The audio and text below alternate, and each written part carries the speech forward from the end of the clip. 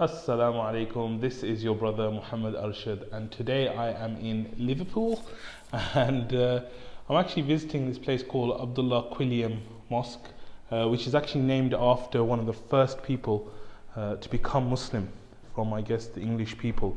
And apparently this is one of the first masajid in the whole of the country as well. They're actually restoring it at the moment, so it's kind of going through this phase where it's looking for restoration and stuff.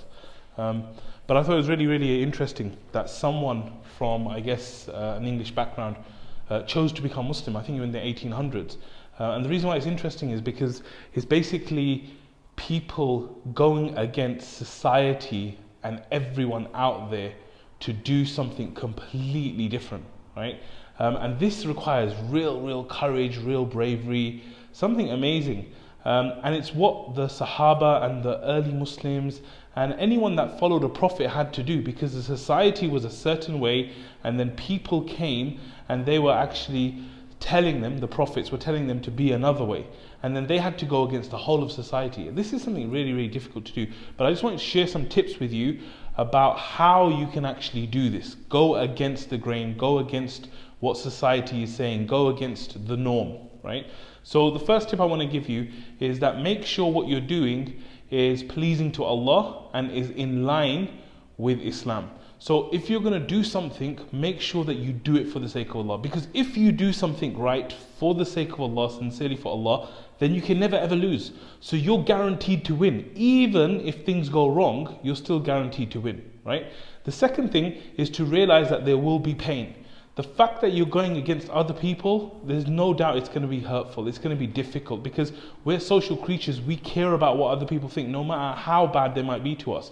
So we have to realize that there's pain and we have to get ready for that. The third thing is to be empathetic. We need to realize that everyone is going through their own journeys, everyone's going through different things, and therefore we have to empathize with them. So rather than thinking, oh, what's wrong with these people? I'm trying to do the right thing for the sake of Allah and they're all against me and stuff. We need to be empathetic. We need to start thinking about what are the kind of things that they're going through, right?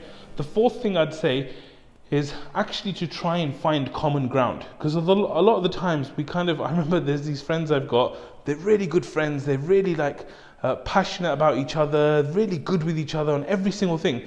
But when it comes to Islam, because they're from different kind of ways of thinking about Islam, suddenly they split. So the unity is there all the way, but when it comes to Islam, they split. So really what you need to do is find common ground. Once you're empathetic, you find common ground, right? And then the next thing, obviously, is that once you're going against the grain, you need to realize that you have to be consistent.